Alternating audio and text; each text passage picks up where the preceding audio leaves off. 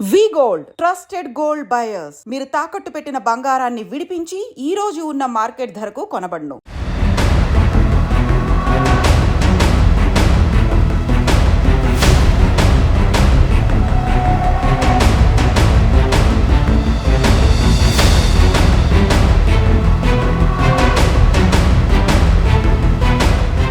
Welcome to iDream.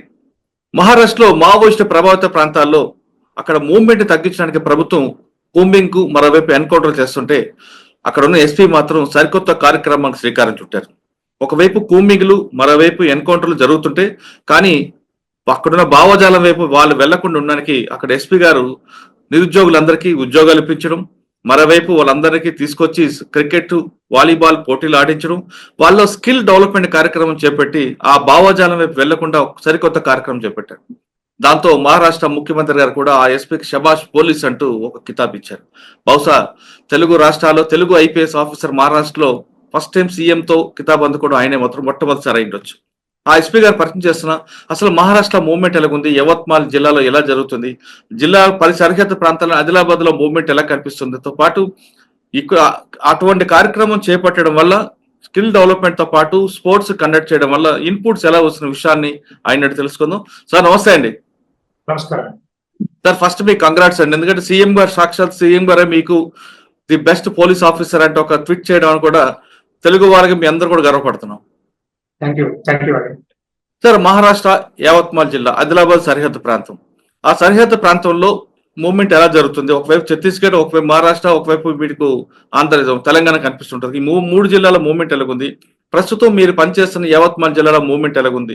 మీరు తీసుకొస్తున్న ఈ కొత్త కాన్సెప్ట్ ప్రజల్లో ఎలా వెళ్ళింది? అటు నుంచి రెస్పాన్స్ ఏ విధంగా వస్తుంది?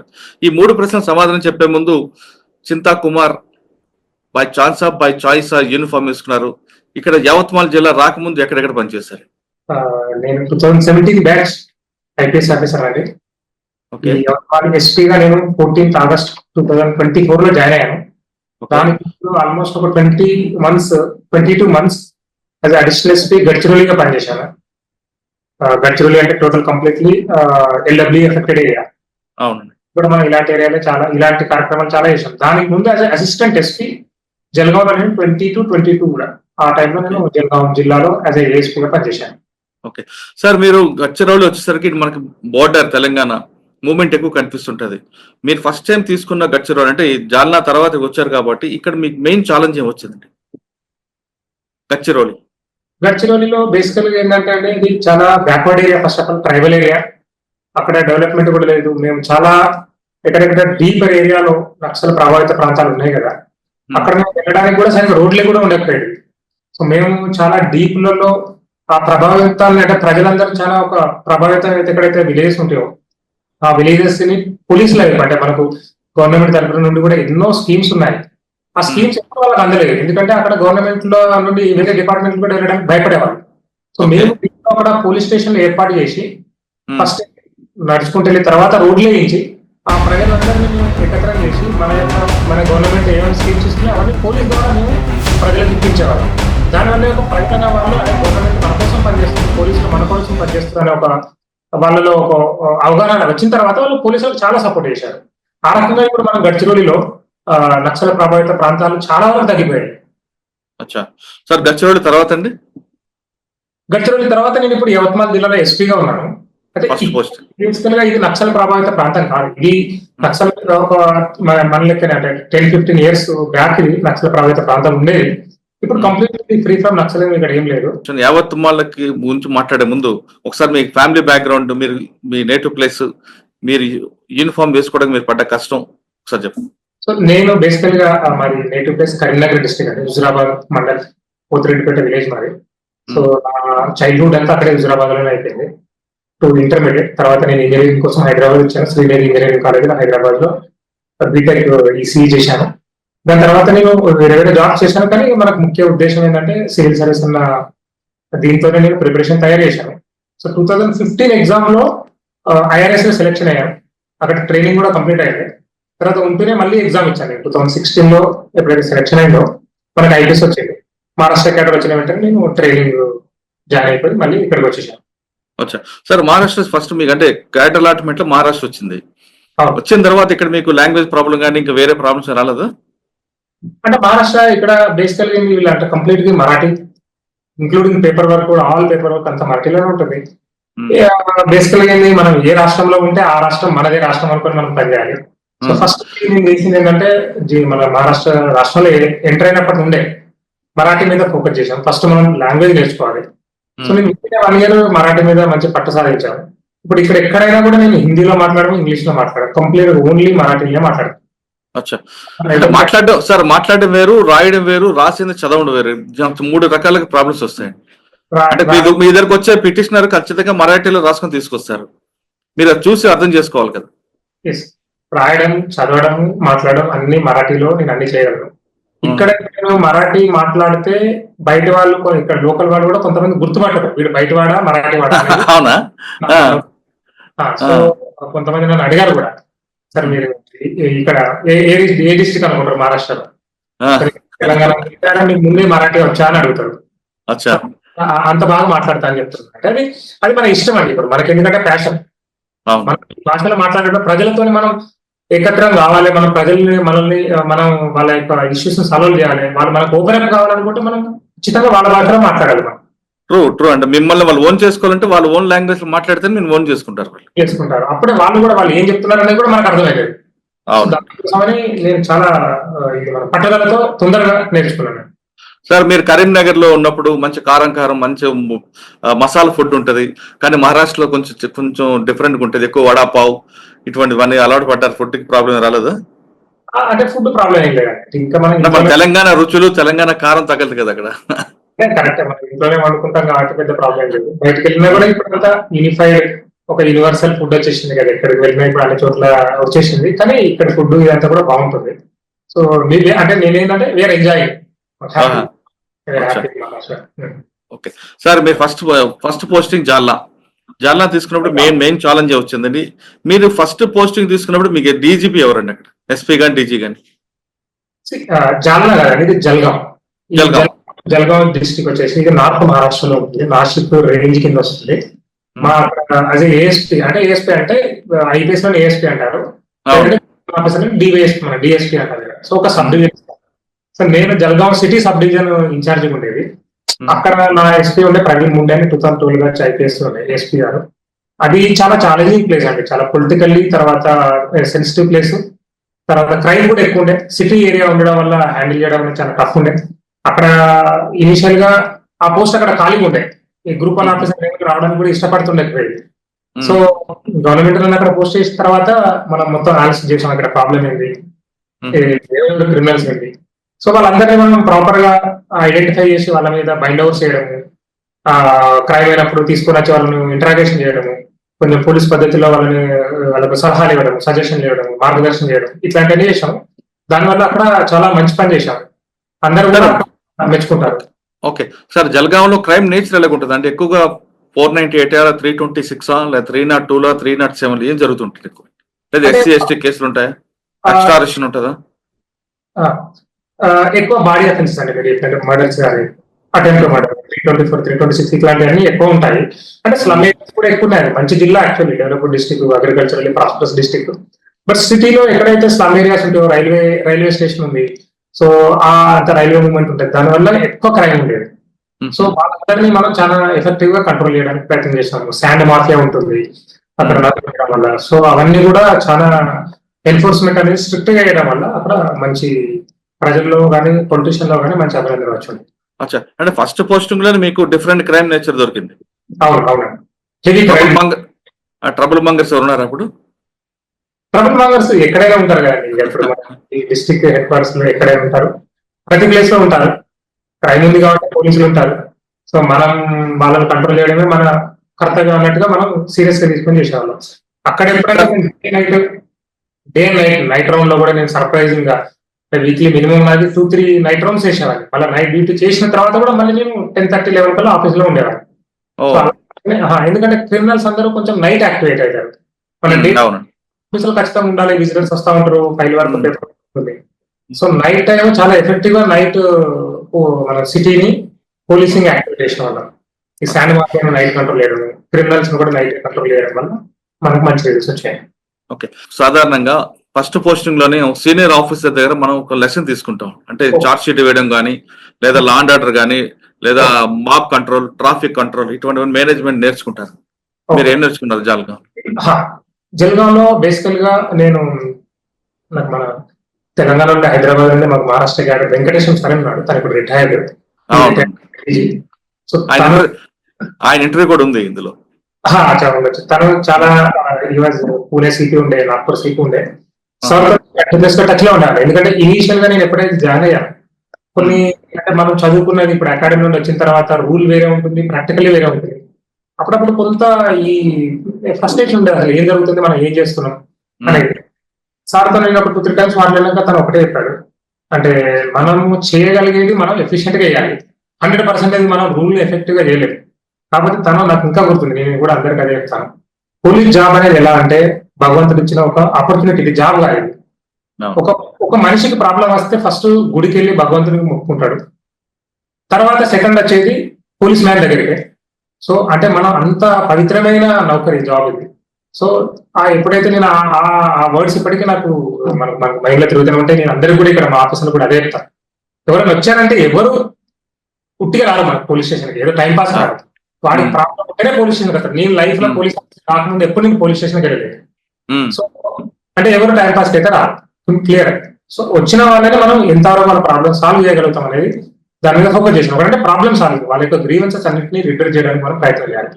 రెండోది క్రిమినల్స్ ని కూడా ఎట్లా కంట్రోల్ చేయాలనేది నేను బాగా అక్కడ నేర్చుకున్నాను. మూడోది మనకు మీరు అన్నట్టు ట్రాఫిక్ కూడా, అంటే ఇప్పుడు చిన్న ప్లేసెస్ అనుకుంటాం కానీ డిస్ట్రిక్ట్ హెడ్ క్వార్టర్స్ లో కూడా ట్రాఫిక్ ఎక్కువ పెరిగింది అనేది మనకు సిటిజన్స్ నుండి. అది ట్రాఫిక్ అనేది ఒక విజిబుల్ పోలీసింగ్. అంటే ఇప్పుడు మామూలుగా పోలీస్ స్టేషన్ లో ఎవరు కనబడరు, మనకు నార్మల్ గా అందరు పబ్లిక్ కనబడే ఎవరంటే ట్రాఫిక్ కానిస్టేబుల్. ట్రాఫిక్ అది. సో దాన్ని నేను ఏం చేశానంటే ఇక్కడ కూడా, ఇప్పుడు మన యావత్మాల్లో కూడా మేమేం చేశాము, వాళ్ళు ట్రాఫిక్ సిగ్నల్ దగ్గర అప్పుడప్పుడు కనబడరు, ఇక్కడ సైడ్ ఉంటారు, చలాన్స్ ఇష్యూ చేస్తుంటారు. ఏంటంటే పీక్ అవర్స్ లో traffic you have to manage the traffic. Peak hours లో మీ డ్యూటీ ఏంటంటే ట్రాఫిక్ మేనేజ్మెంట్. వాడు హెల్మెట్ పెట్టుకోలేదు, సీట్ బెల్ట్ పెట్టుకోలేదు, అది పీక్ అవర్స్ లో చేయకూడదు. మీరు మిగిలిన టైమ్స్ లో అది ఎన్ఫోర్స్ చేయాలి, లేదంటే మనం స్పెషల్ డ్రైవ్ తీసుకొని చేస్తాం. అట్లా ట్రాఫిక్ ని మేము ఒక డిసిప్లిన్ లో తీసుకురావడానికి ఇక్కడ ప్రయత్నించాం, అక్కడ కూడా నేర్చుకున్నాం. Okay sir, next present posting వద్దాం. ఈ కాన్సెప్ట్ ఎందుకు వచ్చిందండి మీకు? ఇంతమందిని ఐడెంటిఫై చేయడం ఏంటి, వీళ్ళందరికీ జాబ్లు ఇప్పడం, స్కిల్ డెవలప్మెంట్ చేయడం ఏంటి, వాళ్ళందరికీ స్పోర్ట్స్ కండక్ట్ చేయడం వల్ల మీకు ఎలాంటి ఇన్పుట్స్ వస్తాయండి? నేను బేసికల్ గా ఏంటంటే 14th August 2024 లో జాయిన్ అయ్యాను ఎస్పీ యావత్మాల్. అంటే కరెక్ట్ 14th August అంటే మాకు సెప్టెంబర్ లో గణపతి బందోబస్తు ఉండే, తర్వాత దుర్గా అని పెద్దగా ఉంటుంది ఇక్కడ, దుర్గా బందోబస్తు, తర్వాత ఎలక్షన్ ఉండే మాకు అక్టోబర్ లో ఎలక్షన్. సో నేను వచ్చిన టైం అంతా it was very challenging time, completely బందోబస్తు, వెరీ సెన్సిటివ్ టైమింగ్ లో వచ్చాను. వచ్చిన తర్వాత నేనంటే అనాలిసిస్ చేసింది ఏంటంటే ఇక్కడ క్రైమ్ రేట్ ఎక్కువ అనేది ఒక ఒపీనియన్, చాలా నెగటివ్ గా ఒక నెరేటివ్ క్రియేట్ అయింది అమాంగ్ ద మీడియా కావచ్చు, పొలిటీషియన్లలో కావచ్చు, పబ్లిక్ లో కావచ్చు. క్రైమ్ రేట్ పెరిగింది అనేది ఒక నెగటివ్ ఉండే. సో అంటే నెగటివ్ ఒక ఇమేజ్ ఆఫ్ పోలీస్ ఉండే. నేను ఇప్పుడు ఏం ఆలోచించానంటే అసలు మనం ఈ నెగటివ్ ఫస్ట్ నెగటివ్ ని చేంజ్ చేయాలి, దీన్ని పాజిటివ్ ఎట్లా తీసుకురావాలి అనేది. ఎందుకంటే అప్పుడు ప్రజలకు ఫస్ట్ మన మీద నమ్మకం రావాలి. ఆ నమ్మకం మనం ఏం చేయాలని ఆలోచించుకున్నప్పుడు గడ్చిరోలు ఏవైతే మేము చేశామో అక్కడ మేము గడ్చిరోలు మహోత్సవాన్ని పోలీసే కండక్ట్ చేస్తాము. అక్కడ ఏంటంటే మనం Rela kabaddi plus volleyball conduct చేసేవాళ్ళం. లాస్ట్ ఇయర్ కూడా సేమ్ మేము ఫడ్నవీస్ సార్నే చీఫ్ గెస్ట్ ఇన్విటేషన్ తను వచ్చారు. సో ఇక్కడ నేను చాలా అక్కడ నక్సల్ ఏరియా కాబట్టి గడ్చిరోలి మహోత్సవాన్ని అక్కడ పబ్లిక్ ని పోలీసులతో కలపడం కోసం, వాళ్ళకు గవర్నమెంట్ మీద కానీ పోలీసుల మీద నమ్మకం ఇక్కడ అక్కడ చేసాం. సేమ్ కాన్సెప్ట్ ఫస్ట్ నేను వచ్చిన వెంటనే ప్రస్తుతానికి ఒక పేరు ఇచ్చాము. ఆ పేరు కింద ఫస్ట్ కొంతమందిని మనం ఏం చేసామంటే స్కిల్ డెవలప్మెంట్, అంటే ఇప్పుడు క్రైమ్ అనేది ఎందుకు అవుతుంది అనేది నేను ఒకసారి ఆలోచించానండి. వాళ్ళకి ఎంప్లాయ్మెంట్ ఉండదు బేసికల్ గా. సో అంటే రొటీన్ క్రిమినల్స్ ఎవరైతే ఉంటారో, క్రైమ్ అనేది ఒక జాబ్ లాగా, ఒక వృత్తి లాగా అవుతుంది. వీళ్ళందరినీ మనం ఫస్ట్ ఒక పనిలో పెట్టాలి అన్న ఉద్దేశంతో మనం ఇప్పుడు ఇక్కడ స్కిల్ డెవలప్మెంట్ స్టార్ట్ చేసి వాళ్ళకి ఎంప్లాయ్మెంట్ ఇప్పిస్తున్నాం. అదొకటి, అది కంటిన్యూస్ గా అవుతుంది. దానివల్ల వాళ్ళకి ఇంకా క్రైమ్ చేయాల్సిన అవసరం లేదు. రెండోది, క్రిమినల్స్ ని మనం నెగిటివ్ గా చూడడం కాకుండా ఎట్లయినా వాడు క్రైమ్ చేస్తే వాడి మీద అఫెన్స్ చేస్తున్నాం, కానీ వాడికి ఏ రకంగా మనం సలహాలు ఇస్తున్నాం, వాడి యొక్క లైఫ్ లో వాడు సెటిల్ కావడానికి మనం మన తరఫున పోలీస్ తరఫు నుండి ఏం చేయాలనేది రీహాబిలిటేట్ చేయడం కోసం ఇది తీసుకొచ్చాము. ఒకటి skill development. Sir skill development తీసుకొచ్చారు, మీరు క్రిమినల్స్ పట్ల సాఫ్ట్ కార్నర్ గా వెళ్తున్నారు. పర్ఫెక్ట్ అందులో. కానీ కొంతమంది హ్యాబిచువల్ ఎఫెండర్ ఉంటాడు, దీన్ని వాడు ప్లాట్ఫామ్ గా తీసుకొని ఇంకో రకంగా చేసే అవకాశం కూడా ఉంటది కదా. సాఫ్ట్ కార్నర్ ఏం లేదండి ఇక్కడ. మేము క్లియర్ గా ఎవడైతే మారడు వీడు అనుకునే వాడి మీద మేము ఇక్కడ మాకు ప్రివెంటివ్ డిటెన్షన్ యాక్ట్ కింద ఎంపీడీ అంటారు ఇక్కడ మన దగ్గర పీడీ యాక్ట్ కదా, దాని కింద పెట్టేసి మేము అందరినీ జైల్లో పెట్టడానికి చేస్తూనే ఉన్నాం. లాస్ట్ ఇయర్ కూడా మేము ఆల్మోస్ట్ ఒక 26 మందిని పీడీ యాక్ట్ పెట్టి లోపల వేసినాం. సో అది సార్ మీ దగ్గర ఇంకా మోకా ఉందండి ఇప్పుడు కూడా? ఉంది అండి. ఎంసీఓసి మాకు మోకా ఉంది, తర్వాత పీడీ యాక్ట్ కూడా ఉంది, 2 సపరేట్ ఉన్నాయి. అవి చాలా ఎఫెక్టివ్ గా వాడుతూనే ఉంటాం ఎవరైతే హార్డ్ కోర్ క్రిమినల్స్ ఉంటాయి. అది కాకుండా ఇప్పుడు మామూలుగా ఇప్పుడు ఎలా ఉంటుంది అంటే ఒకడు ఎవడో క్రిమినల్స్ ఉంటాడు, వాడు ఒక 4-5 నార్మల్ పీపుల్ ని కూడా చెడగొట్టడానికి ప్రయత్నం చేస్తూ ఉంటాడు. అట్లాంటి యూత్ పట్టుకుంటున్నాం నేనుగా. అంటే వాళ్ళు క్రైమ్ వైపు వాళ్ళు డివేట్ కాకూడదు, వాళ్ళను ఒక సరైన మార్గంలో నడిపించాలని మన యొక్క ప్రయత్నమే ఆపరేషన్ ప్రస్తావన స్కిల్ డెవలప్మెంట్. దాని కింద మనం ఇంతవరకు చాలా మంది స్టూడెంట్స్ ని పంపించాము, వాళ్ళు దే ఆర్ వెరీ హ్యాపీ, చాలా మంది కూడా హ్యాపీగా చేస్తున్నారు. అంటే ఇది మనకు పబ్లిక్ నుండి కూడా ఒక మంచి సపోర్ట్ వస్తుంది. అంటే చాలా మంది ఇప్పుడు మన ఏరియా వాళ్ళు రాసిన దాని వల్ల కూడా కొంతమంది కూడా ఫోన్ చేస్తారు. నేను కూడా ఒక 30 మందికి నేను ఎంప్లాయ్మెంట్ ఇస్తానని కూడా మాకు హైదరాబాద్ నుండి ఫోన్ చేశారు. పబ్లిక్. రెండోది మనం ఇది మనం కొంతమంది సెలెక్షన్ చేసుకునే చేస్తున్నాం. తర్వాత మనం ఓవరాల్ గా డిస్ట్రిక్ట్ నుండి విలేజ్ లో ఉన్న పబ్లిక్ ను కూడా మనం పోలీస్ వైపు టర్న్ చేసుకోవాలి, పోలీసులతో వాళ్ళకి ఇంటరాక్షన్ పెరగాలని ఈ గేమ్ స్టార్ట్ చేశామండి. జనవరి మంత్ మొత్తం పోలీస్ స్టేషన్ లెవెల్స్ లో మాకు 31 పోలీస్ స్టేషన్స్ ఉన్నాయి. నా దగ్గర 6 సబ్ డివిజన్స్ ఉన్నాయి. 31 పోలీస్ స్టేషన్లలో total 3 types of games, kabaddi, cricket and volleyball conduct చేశాము. టోటల్ 560 టీమ్స్ పార్టిసిపేట్ చేశాయి. It's huge number. తర్వాత 6571 పీపుల్ పార్టిసిపేట్ చేశారు. అంటే ఆల్మోస్ట్ ఒక ప్రతి విలేజ్ నుండి ఒక టీం కానీ లేకపోతే వాళ్ళ ఒక రిప్రజెంటేటివ్ గానీ వచ్చారు. సో ఇప్పుడు వీళ్ళందరినీ మనం ఏం చేయబోతున్నాం అంటే తర్వాత మేము డిస్ట్రిక్ట్ లెవెల్ లో కండక్ట్ చేశాము. దానికి కూడా ఒక మంచి, నేను చాలా హెసిటేటింగ్ ఉండే అంటే ఇక్కడ సపోర్ట్ వస్తా రాదా అనేది, కానీ చాలా రెస్పాన్స్ వచ్చింది. తర్వాత మేము ఏం చేసామంటే వీళ్ళందరినీ కంటిన్యూస్ గా మనకు టచ్ లో ఉండాలని, వీళ్ళనే మనం గ్రామ సురక్ష దళం ఒక కాన్సెప్ట్ ఉంది. అంటే మీ విలేజ్ యొక్క రెస్పాన్సిబిలిటీ మీదే అన్న ఒక ఉద్దేశం. అంటే కంటిన్యూస్ గా వాళ్ళతో టచ్ లో ఉండాలి, పోలీస్ మిత్రులాగా వాళ్ళతో మనం సపరేట్ వాళ్ళని కూడా మనం ఇప్పుడు వాడుకోవడానికి ప్రయత్నం చేస్తున్నాం. ఓకే సరే, మూడేది ఇంకా వేరే కాన్సెప్ట్ ఉందా? ప్రస్తుతానికి ఇదే. తర్వాత ఇంకొకటి మేము ఇప్పుడు లైన్ అప్ లో పెట్టుకున్నాను. ఇప్పుడు ఏంటంటే ఎవరైతే జువెనైల్స్ ఉంటారో, అంటే చిన్న పిల్లలు క్రిమినల్స్ గా మారిన వాళ్ళు ఉంటారు, వాళ్ళకు ఒక డైరెక్షన్ సరిగ్గా లేకపోవడం వల్ల క్రిమినల్స్ గా మారాలని మనకు తెలుసు. కాబట్టి వాళ్ళకి ఇప్పుడు నేను ఏం చేస్తున్నానంటే వాళ్ళందరినీ లాస్ట్ ఒక 10 years లో ఎవరైతే ఈ జూనియర్స్ ఉన్నారో వాళ్ళని, వాళ్ళ పేరెంట్స్ ని అందరినీ తీసుకొచ్చి ఇక్కడ వాళ్ళకు కూడా ఒక మెలావా టైప్ ఏర్పాటు చేసి వాళ్ళని కూడా స్కిల్ డెవలప్మెంట్ చేయడానికి ఒక ప్లానింగ్ చేస్తున్నాం. ఇది ప్లాన్. ఓకే సార్, మీ దగ్గర స్కిల్ డెవలప్మెంట్ చేస్తున్నారు. వచ్చిన వాళ్ళందరికీ కూడా మీ ఏరియాలో డ్రై ఏరియా కాబట్టి అక్కడ జాబులు దొరకకపోతే పక్క అంటే నాగ్పూర్ కానీ లేదా బాంబేకి పంపించి ఇప్పిస్తారు అక్కడ వాళ్ళకి జాబ్స్ కోసం. వాళ్ళు బాంబే వెళ్తారు, నాగ్పూర్ వెళ్తారు, పూణే వెళ్తారు, హైదరాబాద్ వెళ్తారు. ఎక్కడ ఆపర్చునిటీస్ ఉంటే అక్కడికి వెళ్తారండి. ఇక్కడ మన ఏరియాలో మనం ఉండే ఏరియాలో ఆపర్చునిటీ దొరకాలండి. ఇక్కడ ఫస్ట్ ఇంప్లాయ్ చేయడానికి ప్రయత్నం చేస్తాం, లేదంటే ఎక్కడ వస్తే అక్కడికి వెళ్తారు.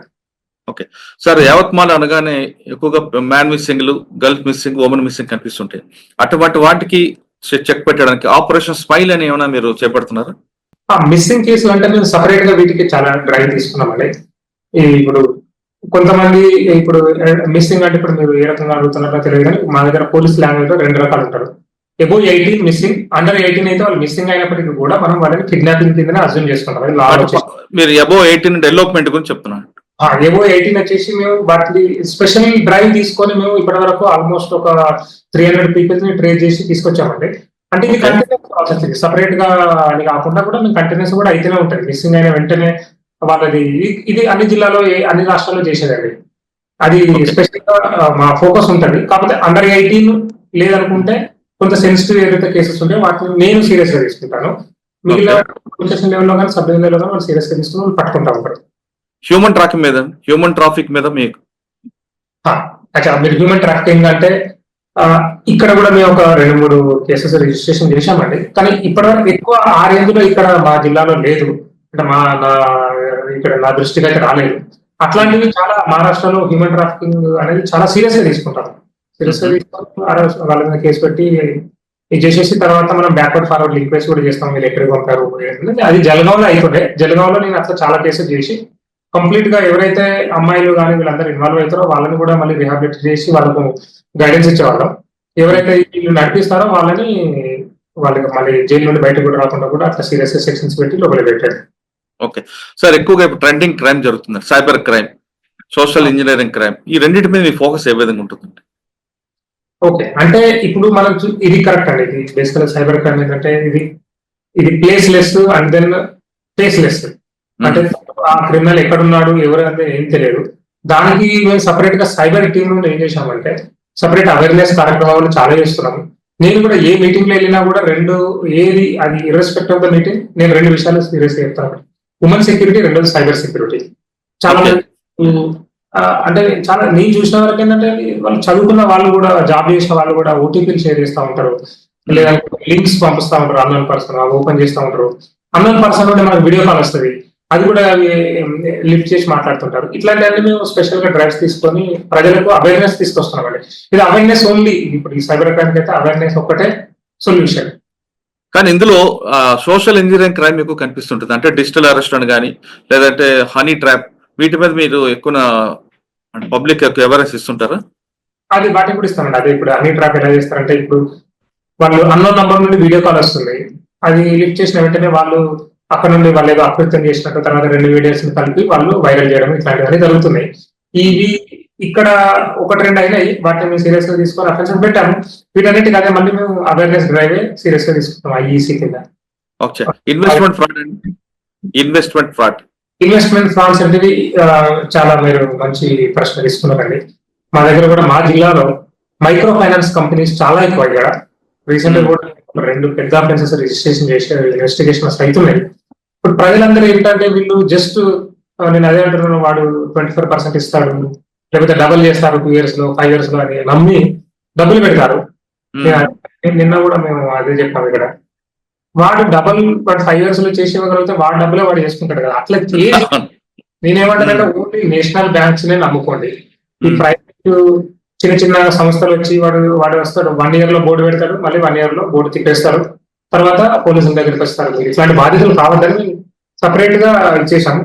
ఇక్కడ మహారాష్ట్రలో ఎంపీఐడి యాక్ట్ అని ఉంది సపరేట్ గా, Maharashtra protection of investment depositor scheme అనే. దాని కింద ఎవరైతే ఈ మైక్రో ఫైనాన్స్ నడిపించారో, మోసం చేశారనుకో, వాళ్ళ ప్రాపర్టీస్ కూడా మనం జప్తు చేయొచ్చు. ఆ ప్రక్రియ కూడా ఇక్కడ మేము స్టార్ట్ చేసాం. ఎవరైతే ఉన్నారో వాళ్ళ ప్రాపర్టీస్ చేసి వాటిని అమ్మేసిన తర్వాత ప్రజలకు వాళ్ళ డబ్బుల్ని వాళ్ళకి తిరిగి ఇవ్వాలి. ఓకే సార్, మీ జిల్లాలో నార్కోటెక్ మీద మీ ఫోకస్ ఎలా ఉంది? ఓకే, ఇక్కడ మా దగ్గర నార్కోటిక్స్, గాంజా, ఇది అన్ని చోట్ల అండి. ఇప్పుడు ఆల్ ఓవర్ ఇండియా అవుతుంది. నిన్న కూడా మేము ఒక 5 kg గంజా పట్టుకున్నాము. ఇది కంటిన్యూస్ అయితేనే ఉంటది. మాకు జనరల్ గా ఏంటంటే ఛత్తీస్గఢ్ నుండి కొంత గంజా, తర్వాత మనకు వైజాగ్ నుండి హైదరాబాద్ వరకు బై ట్రైన్ వస్తారు, ట్రైన్ నుండి మళ్ళీ మనకు హైదరాబాద్ నుండి by road, by bus, private travels కానీ ఇక్కడికి గాంజా వస్తుంది. అదొకటి పట్టుకున్నాం. తర్వాత ఇక్కడ కూడా కొన్ని ఇంటీరియర్ ప్లేస్లు ఏవైతే ఎక్స్ నక్సల్ ప్రాంతాలు మీరు అన్నట్టుగా కొన్ని tribal place, deep interior forest కానీ కొండలలో కూడా కొంత పండిస్తారు. వీటినన్నిటి కూడా తీసుకుంటున్నాం. దీనికి మనకు నేను ఎన్డీపీఎస్ ఏంటంటే 2 రకాలు, డిమాండ్ అండ్ సప్లై అంటారు. సప్లై ఒకటి బంద్ చేయాలి, రెండు డిమాండ్ అంటే ఎవరైతే తాగుతున్నారో వాళ్ళకి కూడా మనం మార్గదర్శనం ఇవ్వాలని అవి సపరేట్ గా కాలేజెస్ లో, స్కూల్స్ లో మనం అవేర్నెస్ కార్యక్రమాలు కూడా చేస్తున్నాం. ఓకే సార్, మీ పక్క బార్డర్ లో పక్క జిల్లా తీసుకుంటే కొంత ఎఫెక్ట్ ఉన్న ఏరియాలో అటువైపు కూంబింగ్ జరుగుతుంటే మీ జిల్లా వైపు షెల్టర్ గా తీసుకోవడం కొంతమంది ప్రయత్నిస్తున్నారని ఒక ఇన్ఫర్మేషన్ ఉంది, వాస్తవం అంటారా? అట్లా ఏం లేదు, నా దగ్గర అయితే అట్లాంటి ఇన్ఫర్మేషన్ ఏం లేదు. సార్, మీరు చేసిన ఈ కార్యక్రమం అంటే ఎవరైతే యువత ఉన్నారో, అన్ఎంప్లాయ్మెంట్ అందరు కూడా స్కిల్ డెవలప్మెంట్ చేస్తున్నారు, పబ్లిక్ నుంచి ఎలా రెస్పాన్స్ వస్తుందండి? పబ్లిక్ నుండి చాలా మంచి రెస్పాన్స్ వస్తుందండి. దానివల్ల మాకు కూడా అందరూ ఒక ఆఫీసర్స్ కూడా ఇప్పుడు మోటివేట్ అయి ఉన్నారు. ఇప్పుడు మళ్ళీ మేము ఎస్పెషల్లీ సబ్ డివిజన్ వైజ్ కూడా డ్రైవ్స్ తీసుకొని స్కిల్ డెవలప్మెంట్ యాక్టివిటీస్ స్టార్ట్ చేస్తున్నాము. సో దానివల్ల అంటే ఎప్పుడైతే పాజిటివ్ రెస్పాన్స్ వచ్చిందో అంటే సీఎం గారు ఎప్పుడైతే ట్వీట్ చేసిందో జిల్లా మొత్తం ఒకటేసారి యాక్టివేట్ అయిపోయారు. ఇంకా అంటే వాళ్ళకి కూడా ఒక డబుల్ ఒక ఉత్సాహం వచ్చింది. అంటే మనకి మంచి చేసిన పనిని, మంచి పనిని అంటే మన ముంబై నుండి కూడా సీఎం లెవెల్ లో కూడా రికగ్నిషన్ వచ్చింది దానివల్ల. అంటే జిల్లా ఒకటే కాదండి, స్టేట్ మొత్తం అలర్ట్ అయింది సీఎం గారి ట్వీట్ నుండి. అవునండి, అంటే దానివల్ల మంచి రెస్పాన్స్ వచ్చింది. అంటే ఇది ఒక పాజిటివ్ సైన్. ఎందుకంటే నేను అదే అన్నాను, ముందు ఏదైతే నెగిటివ్ వాతావరణం ఉండేదో దాని మీద ఒక పాజిటివ్ వాతావరణం వైపు తీసుకొని వెళ్ళాము. ఇప్పుడు దీన్ని కంటిన్యూ చేయాలి. ఇప్పుడు ఆ కంటిన్యూషన్ కోసం మేము ప్రయత్నం చేస్తున్నాము ఖచ్చితంగా. ఓకే సార్, ఫైనల్ గా చెప్పండి, సీఎం గారు ఇచ్చిన ట్విట్ మీలో బూస్టింగ్ ఎంత స్థాయికి తీసుకొచ్చింది? ఖచ్చితంగా అంటే ఇది ఒక మంచి శుభ పరిణామం. అంటే మనం నేను అదే చెప్పాను కదా, పని చేస్తున్నాము కానీ దానికి ఒక రికగ్నిషన్ కూడా వచ్చినప్పుడు ఏమైతుందంటే ఇంకా మనకు డబుల్ ఉత్సాహం వస్తుంది, డబుల్ ఇంకా పని చేస్తాము. అందరినీ కూడా ఎక్కడైతే నేను అదే అన్నాను, అంటే చేశారు కానీ దానికి కృషి వెనకాల అందరూ అధికారులు కావచ్చు, మా జిల్లాలో ఉన్న అందరూ పోలీస్ కానిస్టేబుల్స్ కూడా చాలా కృషి చేశారు. వాళ్ళందరినీ కూడా నేను అభినందించాను. చెప్పాను ఇది నేను ఒక్కడనే కాదు, నేను ఒక ఇనిషియేషన్ తీసుకొని మిమ్మల్ని మోటివేట్ చేశాను. ఇప్పుడు ఈ సీఎం గా ట్వీట్ చేయడం కనుక మీరు అందరికీ ఒక కృషి ఉందని వాళ్ళని మోటివేట్ చేశాను. సో తర్వాత ఇప్పుడు మేము కంటిన్యూస్ గా చాలా చాలా ప్రోగ్రామ్స్ ప్లాన్ చేసుకున్నాం, అవన్నీ కూడా లైన్అప్ లో ఉన్నాయి. ఓకే సార్, జనరల్ గా ఇటువంటి కార్యక్రమాలను కూడా రెవెన్యూ డిపార్ట్మెంట్ వాళ్ళు ఎప్పుడు మీతో మీకు వాళ్ళకి క్లాష్ రావట్లేదా ఈ ప్రాజెక్ట్ లో? అట్లేం లేదండి. ఇప్పుడు బేసికల్ గా ఏంటంటే మనకు మహారాష్ట్రలో వేరే ఇండిపెండెంట్ అండి. ఇప్పుడు మనం కమ్యూనిటీ పోలీసింగ్ అంటే ఉద్దేశమే అది, పబ్లిక్ కి పోలీస్ కి మధ్యలో యొక్క సఖ్యత పెరగాలి, ఇంటరాక్షన్ పెరగాలి. దానికోసం మనం ఏమైనా చేయాలండి. అలా ఏం లేదండి, అట్లాంటిది స్పోర్ట్స్ కో డిపార్ట్మెంట్ ఉంది, అదే విధంగా స్కిల్ డెవలప్మెంట్ ఒక డిపార్ట్మెంట్ ఉంది. వాళ్ళెవరు మీకు మా డిపార్ట్మెంట్ లో మీరు ఎంటర్ అవుతున్నారని వాళ్ళు ఎప్పుడు ఫీల్ అవ్వట్లేదా? వస్తాం లేదండి. ఇంకా ఏంటంటే మేము ఎప్పుడైతే స్పోర్ట్స్ కండక్ట్ చేశామో మేము అందరి డిపార్ట్మెంటల్ కూడా ఆ పోలీస్ స్టేషన్ లెవెల్లో, సబ్ డివిజన్ లెవెల్లో నేను చెప్పాను, ఇంటర్ డిపార్ట్మెంటల్ వాళ్ళని కూడా ఇన్వాల్వ్ చేయాలి. ఎస్డిఎం లను ఇన్వాల్వ్ చేసాము, జడ్జిలను కూడా ఇన్వాల్వ్ చేశాము. అంటే ఇది ఒక జస్ట్ పోలీస్ ప్రోగ్రామ్ అనే కాదు, పోలీస్ మిగిలిన వాళ్ళు కూడా మనకు ఇట్లా మీరు అన్నట్టుగా ఫీల్ కాకూడదని మేము అందరినీ కూడా ఇన్వాల్వ్ చేసాం. ఓకే సార్, ఫైనల్ గా చెప్పండి, మీ జిల్లా ప్రజలకి మీరు ఇచ్చే భరోసా ఏంటి? మా జిల్లా ప్రజలకంటే క్లియర్, పోలీస్ అనే వాళ్ళు ప్రజల కోసమే ఉన్నారు. 24/7 అవైలబుల్ ఉంటారు. మీరు అన్నట్టుగా ఈ సైబర్ క్రిమినల్స్ కావచ్చు, ఇప్పుడు ప్రజెంట్ అయితే రెండోది మైక్రో ఫైనాన్స్, వీళ్ళు అది వాళ్ళ చేతిలో, అంటే అనవసరంగా వాళ్ళు డబ్బులు వస్తాయనో అదే దాన్ని వాళ్ళు దీని వెళ్ళి వాళ్ళు నష్టపోవాలి. రెండోది ఈ చిన్న చిన్న క్రైమ్లు చేసే ఎవరైతే క్రిమినల్స్ ఉంటారో, లేకపోతే గ్యాంగ్స్ టైప్ ఉండే వాళ్ళు ఇప్పుడు లేరు, వాళ్ళు ఎవరైనా యాక్టివేట్ అయ్యాలని ట్రై చేసినా కూడా మేము వాళ్ళ మీద సీరియస్ గా మహారాష్ట్ర ఎంపీడీ యాక్ట్ పెట్టేసి వాళ్ళను జైల్లో వేయడానికి ప్రయత్నం చేస్తున్నాము. ప్రజలందరూ హ్యాపీగా ఉండాలి, వాళ్ళు సుఖంగా సంతోషంగా ఉండాలి. దానికోసం పోలీస్ అనే వాళ్ళు ఖచ్చితంగా 24% మీకోసం వాళ్ళు ఎదుర్కొంటారు. పోలీసు ఉన్నది మీకోసమే కాబట్టి మీకు ఎప్పుడు అర్ధరాత్రి కష్టం వచ్చినా పోలీసులు ఉంటారని చెప్తున్నారు చింతా కుమార్ గారు. తెలంగాణ చెందిన యువకుడు మహారాష్ట్ర సీఎం తో ఒక మంచి ట్విట్ తీసుకొచ్చి చేయడంతో మహారాష్ట్రలో ఉన్న అందరు పోలీసులు కూడా అలర్ట్ అయ్యారు. కుమార్కే ఎందుకు వచ్చింది, మాకెందుకు రాకూడదని ఒక పోటీతో తీసుకొచ్చిన కుమార్ చాలా క్లియర్ గా చెప్తున్నారు, మేము సాఫ్ట్ గా ఉంటాం కానీ ఎక్కడైనా రౌడీ షీటర్లు ఉన్నా ఏదున్నా సరే దాని యాక్షన్ మాత్రం పీడీ యాక్ట్లు అన్ని కరెక్ట్ గా ఉంటాయి, అటువంటి వాళ్ళ విషయంలో ఎక్కడ కాంప్రమైజ్ ఉండదంటూ కుమార్ గారు చెప్తున్నారు. ఇది కుమార్ గారితో ఎక్స్క్లూజివ్ ఇంటర్వ్యూ. వచ్చేవారు మరో ఇష్యూలో మళ్ళీ కలుద్దాం. అంతవరకు నమస్తే. Thank you sir, thank you very much, all the best అండి. మీరు మంచి పేరు తెచ్చుకోవాలి, తెలుగు ఐపీఎస్ ఆఫీసర్లు ఎక్కడున్నా బాగా పనిచేయాలని కోరుకుందాం. మీ టీవీ కూడా సెల్యూట్ సార్. సార్ నాకు ఫొటోస్ ఏం పంపగలరా? ఇంకా ఉన్నాయా? ఇవేనా ఇంకేమున్నాయా? చూస్తానండి, చూసి పంప